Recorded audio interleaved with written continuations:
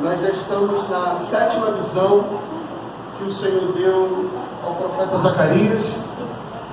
A 7ª visão, ela começa a apontar, ela começa a mostrar para o povo e para o profeta Zacarias o direcionamento que Deus está dando para o povo. Se você achou, diga graças a Deus, em nome de Jesus. Acompanhe comigo aí na sua Bíblia, em nome de Jesus. Livro do profeta Zacarias, capítulo 5, a partir do versículo de número 5 também. Amém? Nós já estamos na 7ª visão. E assim diz a palavra do Senhor. E saiu um anjo que falava comigo e me disse: levanta agora os teus olhos e vê o que é isso que sai. E eu disse: que é isso? E ele disse: isso é um éfa que sai. Mas disse: esta é a semelhança deles em toda a terra. E eis que foi levantado um talento de chumbo, e uma mulher estava sentada no meio do éfa. E ele disse: esta é a impiedade, ou a iniquidade, dependendo da tua tradução, ou o pecado, dependendo da tua tradução. E a lançou dentro do éfa, e pôs sobre a boca dele o peso de chumbo. E levantei os meus olhos e olhei, e eis que duas mulheres saíram, agitando o ar com as suas asas, pois tinham asas como as da cegonha. E levantaram o éfa entre a terra e o céu. Então eu disse ao anjo que falava comigo: para onde levam este éfa? E ele me disse: para lhes edificarem uma casa na terra de Siná. E estando ela acabada, ele será posto ali em seu próprio lugar. Você pode assentar, dando glória a Deus, em nome de Jesus. Das visões que o Senhor deu ao profeta Zacarias, essa é uma das visões que mais mexe comigo. Mas a título de recordação, nós falamos da primeira visão, onde o Senhor mostrava para Isaías, está vendo? Mais uma vez eu confundi. Mostrava para Zacarias qual era o estado real, como estava o cenário da terra ou da nação chamada por Deus, consagrada por Deus. Em seguida, na segunda visão, o Senhor ele começa a mostrar para Zacarias o sentido e o porquê do povo ter sido derrubado, ter sido espalhado. A terceira visão, o Senhor começa a dizer para Jerusalém ou para a nação, ainda que dispersa, ainda que distante daquilo que o Senhor queria para eles, onde o Senhor queria colocá-los, da maneira que o Senhor queria colocá-los e na medida que Deus queria que eles vivessem diante da presença dele. A quarta visão vai mostrar como o Senhor está disposto a atuar no meio do povo, como o Senhor está disposto a organizar todas as coisas que são dispostas diante dele para cultuar o nome dele, para exaltar o nome dele. A quinta visão que nós falamos a nossa penúltima semana vai mostrar o desdobramento dessa organização de Deus. Vai mostrar como o Senhor está trazendo a ordem dele para o povo, o ordenamento dele para o povo. Engraçado que quando a gente estuda um pouquinho de direito vai chamar essas coisas que precisam ter ordem, esses sedimentos que precisam ter ordem, como ordenamento jurídico. E esse ordenamento jurídico, ele não é feito somente para que seja seguido, mas para que tenha sentido, para que tenha significado para aqueles que leem, ouvem e praticam. Diga amém, em nome de Jesus. Sexta visão, o Senhor ele mostra o alimento que ele dá ao povo, o direcionamento que ele dá ao povo no sentido de substância.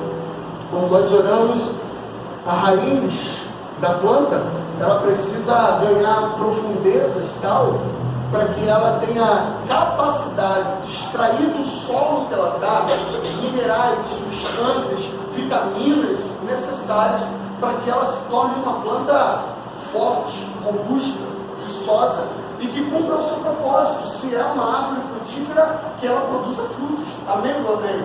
Se ela é uma árvore ou uma plantação, uma vegetação que serve para exalar bons odores, que ela cumpra com o seu propósito. propósito dessa maneira, chegamos à 7ª visão. A 7ª visão que vai mostrar, de fato, o que o povo precisa fazer e de que maneira o povo precisa fazer. Maneira essa que o Senhor nos concede parâmetros. Muitas vezes eu já ouvi de algumas pessoas, meus irmãos, minhas irmãs, dizendo assim: eu vou fazendo, vou vivendo a minha vida, e se por acaso eu fizer alguma coisa, que Deus me corrija. Vou tocando a minha vida, vou tocando meu barco, o barco da minha existência, e se Deus achasse, assim o Senhor prover, corrigir a minha vida, que o Senhor corrija. Lamentável é essa estrutura, porque o Senhor fala que aquele que busca a sabedoria e pede a Deus, boa coisa pede a Ele. Aquele que busca no Senhor entendimento, discernimento, como diz lá no livro de Provérbios, é aquele que é tido por Deus de bom siso, bom consciência, é aquela pessoa digna de ser instruída. Um tempo atrás, estudando um pouco sobre a vida de Davi, eu aprendi com Davi algumas coisas muito interessantes que se aplicam sobre essa visão, e eu já vou entrar nela efetivamente. Eu preciso contextualizar para que a gente entenda. Davi, ele foi aquele que foi esquecido por Jessé. Foi aquele que foi tido por menor da sua casa. Mas também foi aquele que o Senhor instituiu para que substituísse um rei que se desviara do propósito do seu coração. Mas Davi também foi aquele que foi o adúltero. Foi aquele que foi o assassino. Mas por último, eu termino, foi aquele que foi segundo o coração de Deus. É interessante olhar os aspectos da vida de Davi e ver que, por último, ele foi rotulado, foi dito por, como um homem segundo o coração de Deus. Um homem que o marco da sua história foram guerras, lutas emblemáticas, salmos belíssimos que inspiram o nosso coração, o nosso espírito, em meio a tanta luta, em meio a tantas problemáticas da vida, nos mostra, nos põe a ensinar que Davi tinha um coração ensinável. Um coração que, diante de Deus, reconhecia quem era e como era, para que não mais se repetisse, para que não mais as suas transgressões fossem por Satanás acusadas e pela própria consciência dele apontada diante dele. Um coração ensinável significa que quando nós nos vemos distantes do Senhor, distantes do propósito que Deus quer para as nossas vidas, somos submissos o suficiente para nos achegarmos diante dele e ver o próprio carinho dele estruturando a nossa vida, apaciguando, apacentando a nossa vida. E aí chegamos efetivamente à 7ª visão que o Senhor deu ao profeta Zacarias. De uma mulher cuja semelhança das suas asas era uma cegonha, ou seja, ela voava, que transportava um recipiente chamado Efa. Por que a visão mostra uma mulher e uma mulher segurando o Efa? Porque o Efa era um objeto de condução ou de administração feminina. E essa administração, ela se dava para a alimentação da casa, da família. E essa alimentação, esse provimento, muito bem administrado pela mulher, na visão, nesse contexto que nós temos aqui, é quando o Senhor institui alguém, na figura de uma mulher, o próprio Deus, na figura de uma mulher, para recolher o pecado do povo, o pecado nosso. E esse Efa é um recipiente cilíndrico, para nós seria a garrafa PET que nós temos hoje, semelhante, a garrafa PET que nós temos hoje, só que o gargalo dele é afunilado, ele é diminuído. A sua boca é um pouco mais, até semelhante um pouquinho àquela nossa o nosso jarro dos nossos olhos.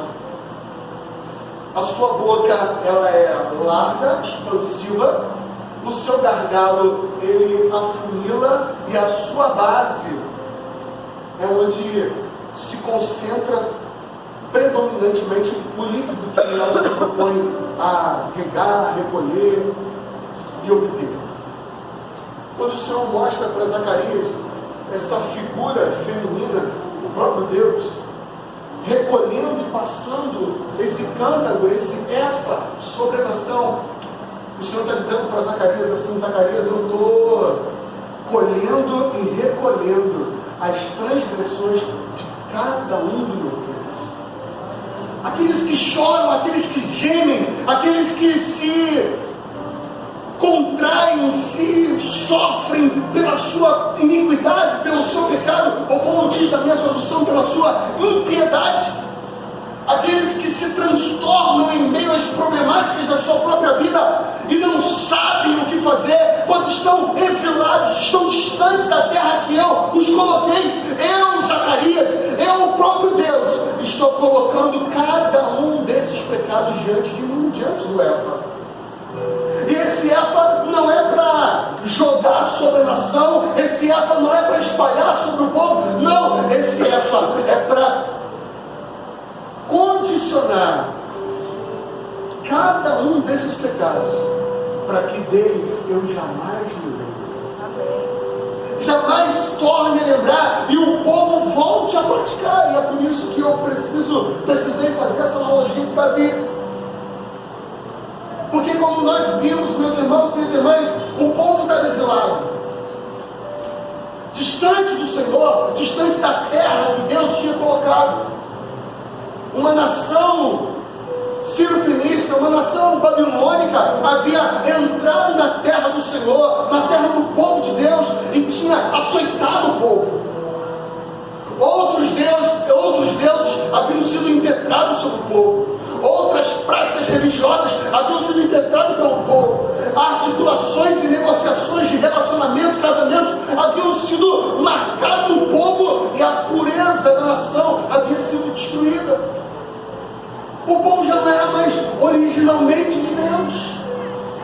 Havia uma discrepância, um distanciamento do propósito do Senhor. Mas o Senhor, ele vem dizendo para Zacarias: Zacarias, eu estou recolhendo cada uma dessas transgressões, cada um desses pecados, e vou condicionar para que o povo jamais se lembre dele, e eu jamais me lembre deles, e jamais seja praticado novamente. Ei, escute uma coisa, povo de Deus.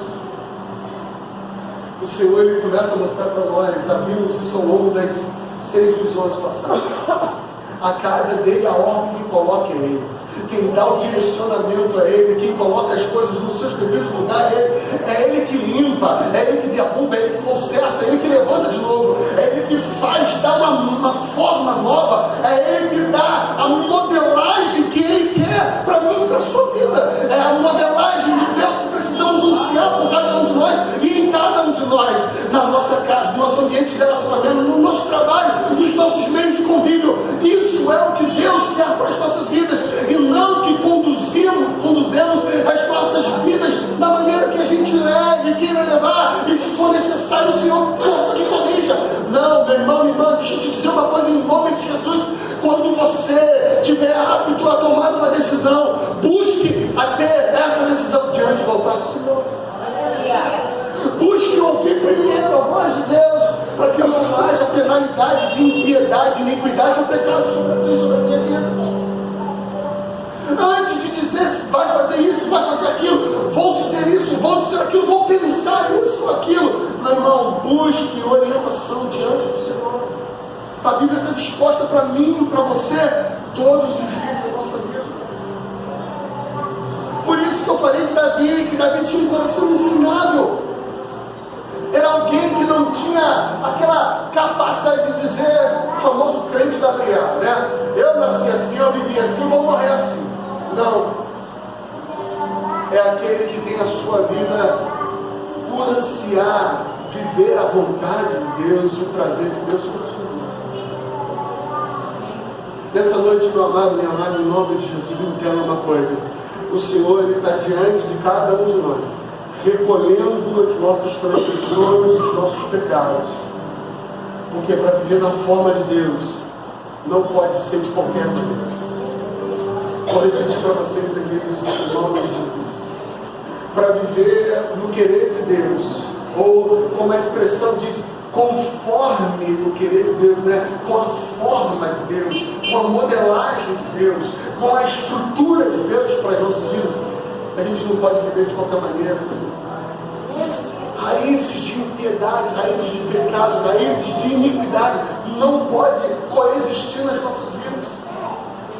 A fusão da nossa vida não pode ser com a nossa carne, não pode ser com as coisas do diabo, com as coisas do mundo, não, precisa ser com a vontade de Deus, alinhada com a vontade de Deus. E é isso que o Senhor anseia que você e eu vivamos, meu amado e minha amada, vivamos a plena, perfeita e agradável vontade dele para as nossas vidas. E para viver dessa maneira, para viver na forma de Deus, é necessário que nós nos permitamos ter os nossos pecados depositados diante do Senhor, as nossas transgressões diante do Senhor, maus hábitos, maus costumes, práticas que sabemos que são nocivas à nossa vida, que nos distanciam da presença do Senhor, precisamos depositar diante do Senhor. E é interessante que ele diz que essa figura feminina, ela apresentava esse éfa diante do céu e diante da terra. Você está comigo aí? Você pode ler comigo o versículo de número 9? Levantei os meus olhos e olhei, e eis que duas mulheres saíram agitando o ar com as suas asas, pois tinham asas como da cegonha, e levantaram o éfa entre a terra e o céu.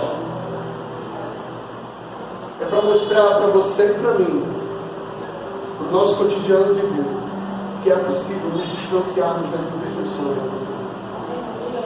É para mostrar para você e para mim, meu irmão, minha irmã, que a nossa conduta de vida não precisa ser uma conduta errante, que precisa constantemente do acerto de Deus para a nossa vida. Basta buscarmos em Deus o direcionamento dela. Diga glória a Deus por isso. E quando a gente vive esse direcionamento de Deus para as nossas vidas, o Senhor está dizendo: quanto mais perto de mim você está, mais longe da impiedade você vive. A humanidade que nos constitui na nossa presente data tem sido uma humanidade perversa, humanidade má, que muitas vezes as práticas de boas ações, elas só aparecem, escute bem isso, elas só aparecem em datas oportunas ou em datas comemorativas. Dia de ação de graça, vai todo mundo para a rua distribuindo sopão para um monte de gente. Natal é Ano Novo, vamos fazer uma ceia no meio da rua para dar aos menos favorecidos. Tem uma instituição no bairro de Irajá, perto onde nós moramos, que ela cuida de crianças, especificamente de crianças com câncer. E uma vez nós fomos buscar uma forma de abençoar aquela instituição em forma de cesta básica e tal. E uma das responsáveis pela instituição falou conosco que naturalmente nós somos inclinados a tomar essas boas práticas, né, essas boas ações no final do ano, no início do ano. E ela falou com a gente assim: olha, se vocês têm essa disposição para nos ajudar, eu vou pedir a vocês para que façam isso daqui 4, 5 meses. Porque agora, nesse período de início de ano, final de ano, nós recebemos um mar de doações, um mar de ações que muitas vezes nós temos dificuldade de administrar tudo isso. Mas passados 5, 6 meses, o nosso estoque baixa novamente e a gente vive sempre no sobrefôlego, esperando o final do ano, o início do ano chegar, porque as doações maciças chegam. E eu me pus a pensar: será que as nossas ações, elas só são permeadas pelo calendário comercial que nós vivemos? Será que de fato nós somos como Davi, com o coração ensinável? Ou nós estamos sendo conduzidos pela moda da vida, pelo modismo social? O modismo que diz que a gente precisa praticar boas ações em datas específicas, em datas muitas vezes religiosas. Datas que muitas vezes só tem significado para aquela pessoa que vai tirar folga daquele dia e não vai ter que trabalhar.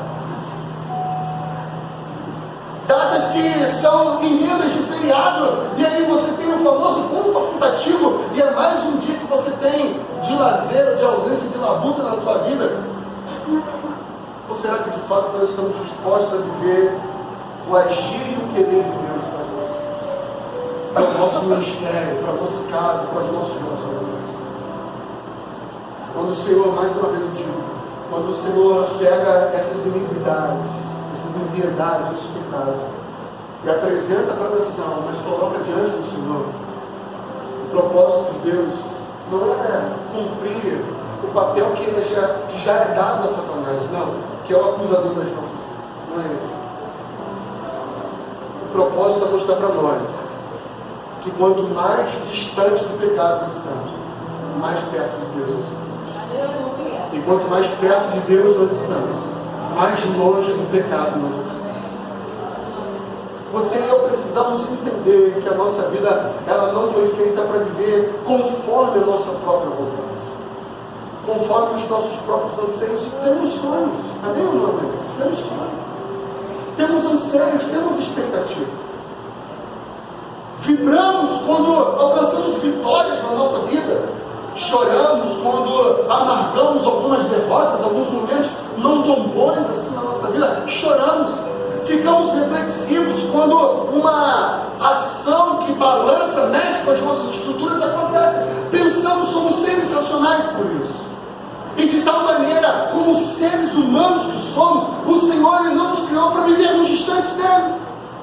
O Senhor não nos formou para que a nossa vida fosse conduzida por nós mesmos, não. O Senhor nos criou, nos formou para que a nossa vida fosse totalmente pautada na vontade e na plenitude da graça dele.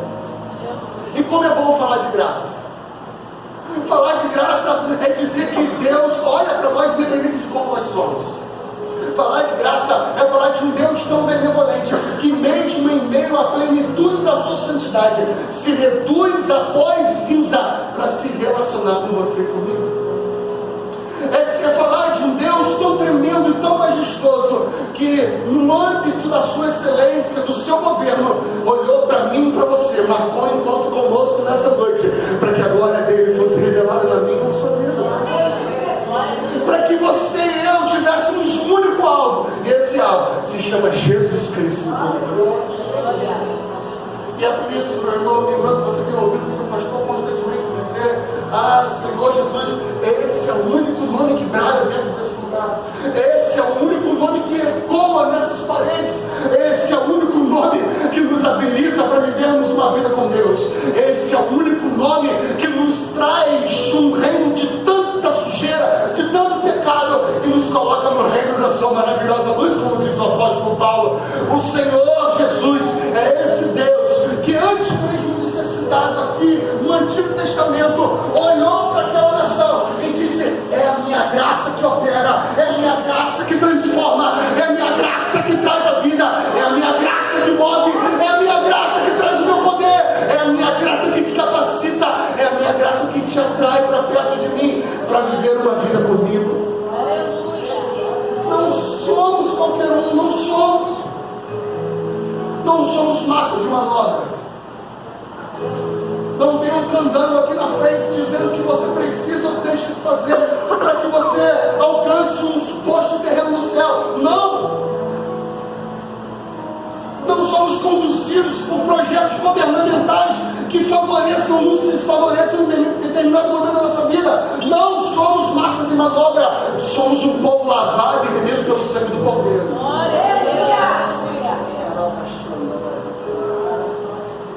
Precisamos entender essa marca das nossas vidas. Precisamos entender, e eu glorifiquei muito a Deus quando o pastor Robson trouxe aquela mensagem semana passada, falando do provimento de Deus, falando da necessidade de relacionamento, falando do milagre de Deus acontecendo na minha e na sua vida. Sabe por quê? É dessa maneira que Deus quer que vivamos de milagre em milagre, de glória em glória, de fé em fé, de poder em poder. É para vivermos de excelência em excelência. Ah, meu irmão, minha irmã, mas é necessário tomarmos a forma de Deus. É necessário tomarmos a forma de Deus. Versículo de número 11 diz assim: para onde esse Éfa será conduzido? Ele disse, para lhe edificar em uma casa, na terra de Siná. Ah, meu irmão, minha irmã, essa terra de Siná, ela quer dizer a terra onde Deus separou para que a mão dele se manifestasse. Deixa eu liberar uma palavra profética sobre a tua vida, meu irmão. Eu não sei como tem sido os cenários que você tem vivido na tua vida, na tua casa, nos teus âmbitos de relacionamento, mas o Senhor quer transformar esse lugar aí no lugar da manifestação da glória dele, no lugar do mover do poder dele. O Senhor não é um Deus sádico. Tem gente que olha e fala assim: ah, Deus não se importa com o meu sofrimento, Deus não se importa com as agruras da vida. E o povo lá estava dizendo a mesma coisa: Deus não se importa mais com a gente, já não temos mais esperança. Fiquemos assim isolados, exilados, fiquemos assim distantes da vontade e do prazer de Deus para as nossas vidas, fiquemos assim. E o Senhor ele começa a falar profeticamente com Zacarias, dizendo: Zacarias, eu estou vendo como vocês estão, eu sei melhor do que vocês como vocês estão, mas um dia vocês se esqueceram de mim. É necessário tomar a minha forma, e para que a minha forma seja dada a cada um de vocês, é necessário um processo. Eis aí essas 8 visões que o Senhor dá a Zacarias. 8 visões que manifestam para mim e para você o anseio de Deus de se revelar a cada um de nós. Não o anseio de Deus de vivermos com falácias, distantes, desapercebidos, necios, inoperantes. Não. O anseio de Deus é para que, ao revelar da sua palavra, a nossa vida mais uma vez tome a forma dele, o agir dele para mim e para sua. E aí eu lembro de uma proposição de John Wesley, que John Wesley dizia o seguinte, que era impossível ensinar a Bíblia para um povo analfabeto. Era impossível ensinar a vontade de Deus para um povo ignorante, para um povo burro. Desculpa das palavras. Era impossível mostrar para o povo a vontade revelada de Deus se o povo não conseguia entender numa simples fala que Deus é amor, que Deus é amor. A necessidade de estruturar socialmente a vida de alguém para que essa pessoa não fosse mais dependente de migalhas, mas fosse alguém capaz de ler a revelação da vontade de Deus e ser um multiplicador, uma multiplicadora dessa revelação para a vida dos outros. Esse é o processo discipular. Você ensina, você capacita, você habilita, logo em seguida você envia. Você ensina, você capacita, você habilita, logo em seguida você envia.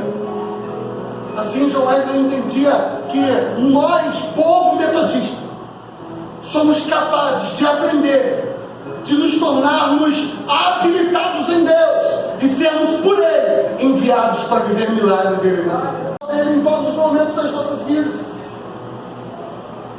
A gente não precisa de amuleto, a gente não precisa de bengala, nós só precisamos do Senhor Jesus nas nossas vidas. E é esse o lugar que o Senhor quer fazer manifestação de glória. Mas é impossível arraigado ali. É impossível sermos o milagre de Deus se ainda ansiamos e nutrimos o velho homem em nós. Velha mulher também, né, irmão? Precisamos ansiar por viver o querer de Deus, mas não podemos continuar nutrindo e abastecendo o velho homem. E aí eu a gente tem uma experiência muito agradável. Alguém aqui já teve árvore no quintal? Já teve um quintal com árvore? Já? Um quintal que você periodicamente precisa varrer esse quintal, né? Dá um trabalho abençoado. E ao você varrer esse quintal, é para você deixar limpo, para você não deixar aquele monte de folha que se chover, não toque no ralo, não toque no negócio. E até depois de um tempo, aquela folha seca, se ficar acumulada, ela produz até um mau odor, né? Um odor desagradável. Pois bem, eu começo a aprender com as folhas secas. Com as folhas que caem da árvore, com as folhas que caem das plantações. Quando você varre uma folha seca, ela se desloca com uma facilidade absurda. Você passa a vassoura numa folha seca, ela levanta fogo e ela vai para todo que é lugar. Vai espalhando, vai espalhada. Você passa a vassoura no quintal, levanta aquele monte de folha que você parece que vai perder o rumo de tanta folha que voa. Porque a folha seca, meu irmão, minha irmã, ela não tem mais vida. E uma folha seca que não tem mais vida, quando ela é literalmente varrida, ela vai para qualquer lugar. Ela espalha para qualquer lugar. Agora, quando você varre uma folha que ainda está verdinha, caiu há pouco tempo da árvore, por causa de um vento, por causa de uma chuva, por causa de sei lá o que, aquela folha verdinha, quando ela cai, quando você passa a vassoura nela, é uma dificuldade para você tirar aquela folha do lugar. Porque nela ainda há vida. Ainda que ela não tenha se percebido, desconecta do seu caule, do seu galho, ela já não tem mais vida. Aquilo que nutria, aquilo que abastecia, aquilo que fomentava a vida nela foi tirado. Ela não tem mais a conexão. E não obstante, com o passar do tempo, ela vai secando, secando. E quando você passa a vassoura nela, ela espalha para qualquer lugar. E tem aquela folha mais seca, mais ressecada, mais ressequida possível. Aquele tipo de folha, não sei vocês, mas lá na rua tinha uma palmeira. E quando eu via o dono dessa palmeira varrendo a calçada da casa onde tinha essa palmeira, que o dono passava aquele vassourão grande para varrer as folhas da palmeira, a folha da palmeira se esfarelava. Se esfarelava todinho. Ficava mais difícil ainda de varrer, porque ela espalhava com muita facilidade. Deixa eu tentar traduzir isso para você, meu irmão, minha irmã. Quando a gente fica desconectado do Senhor, a gente vira essa folha seca, sem vida. Sem vida ao ponto de quando passa uma vassoura e Satanás está a ponto de varrer a gente para qualquer canto. Quando ele passa a vassoura dentro da nossa vida, a gente é espalhado, jogado para um monte de lugar, sem perceber e sem saber para onde que a gente vai, porque a gente já não tem mais vida. A gente já não tem mais a conexão com aquele que é o autor da nossa vida, aquele que nos abastece constantemente. E viramos essa folha seca, levada. Quando não, somos essa folha ressequida, que ao passar da vassoura do diabo nas nossas vidas, sabe o que acontece? A gente se esfarela toda, a gente se quebra todinho. Mas tem gente também que ainda é como aquela folha que ainda não se percebeu desarraigada. Ainda tem alguma coisa de vida nela. Mas como ela está desconectada, e você já ouviu isso, o Satanás ele não brinca de ser Satanás. Ele vai passar, e vai tentar passar a vassoura dele na tua vida 24 horas por dia. Todos os dias da sua vida, da nossa vida. No primeiro momento que ele passar a vassoura e a gente levantar a voz, ele vai espalhar a gente para qualquer lugar. Quando eu li essa visão, eu lembrei muito dessa ilustração, desse aprendizado que eu tenho tido, meu irmão, minha irmã, porque eu aprendi na minha vida que eu preciso estar conectado com Jesus. Eu preciso ser capaz de olhar para a minha vida e me perceber conectado à árvore, ao caule que abastece a minha vida, que nutre a minha vida, que transforma a minha folhagem, não uma folhagem morta, ressecada, ressequida, ao ponto de ser espalhada ao ponto de ser conduzida, não, mas ao ponto de ser tão entranhada nele, tão fundida com ele, que eu produzo frutos para glorificar o nome dele. Você e eu, meu irmão, minha irmã, somos esse lugar, essa folha, entranhada no caule, abastecida por ele, nutrida por ele, forjada por ele, para continuarmos exalando vida, para vivermos uma vida com Deus, na forma dele, e exalarmos vida constantemente. O Senhor não nos chama para sermos folhas secas, conduzidas pela vassoura do inferno para qualquer lugar. Não! Ele nos chama para a gente ser folha conectada nele, abastecida pela raiz que é o Senhor Jesus Cristo, e que não conhece derrota, que não conhece situações ruins. Quando o Senhor ele me entrega essa visão, ele termina dizendo assim: e estando ela acabada, a casa, ele será posto ali em seu próprio lugar. O éfaro, quando ele está cheio, completo, você vai ver que o Senhor ele não fala que vai colocar uma tampa no éfaro. Versículo de número 7, ele diz assim: levando um talento de chumbo, e uma mulher estava sentada no meio do éfaro. Esse talento de chumbo é apenas para que ele seja posto em cima dos pecados, para que esses pecados nunca mais venham à tona, para que essa impiedade, essa iniquidade nunca mais venha à tona, para que a gente lembre de uma coisa só: o lugar do éfaro, para que a gente entenda que mais perto de Deus, melhor para as nossas vidas; distante de Deus, pior para as nossas vidas. Eu gosto muito dessa parte.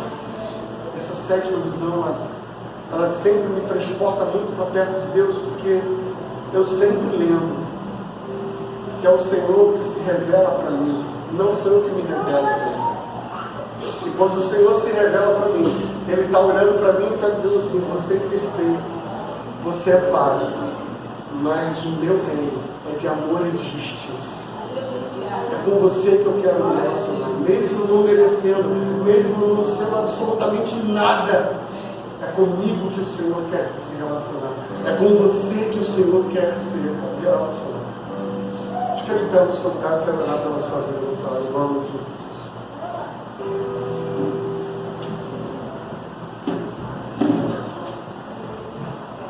Uma das possíveis traduções para o nome Ephah, que tem como matriz no hebraico, o seu nome matriz no hebraico, salvação. São duas letras no hebraico que significa salvação. Quando o Senhor ele olha para o povo e recolhe a iniquidade e o pecado do povo, Ele está dizendo para o povo, para mim e para você: eu sou a salvação da sua vida. Eu sou a salvação da sua casa. Eu sou a salvação das circunstâncias da sua vida. Eu sou a salvação dos cenários da sua vida. Eu trago salvação para os cenários da tua história. Eu sou a salvação da história da tua ascendência, da tua descendência. Eu sou essa salvação. É o Senhor que é essa salvação. Essa salvação não está pautada em imagens, em seres humanos, em rótulos. Não, essa salvação tem nome. É o Deus dos exércitos, Senhor dos senhores. Aleluia. Essa salvação que o Senhor quer para as nossas vidas, e tem para as nossas vidas. Feche teus olhos nessa hora, em nome de Jesus. Santo, Santo tu és.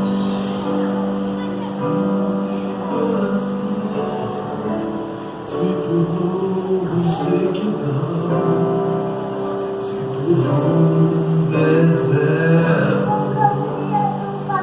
Começa a falar com Deus aí no seu lugar. Até minha adoração. Peça para Deus te mostrar como está o cenário da sua vida. De canções e palavras repetidas. Abre os céus, Senhor.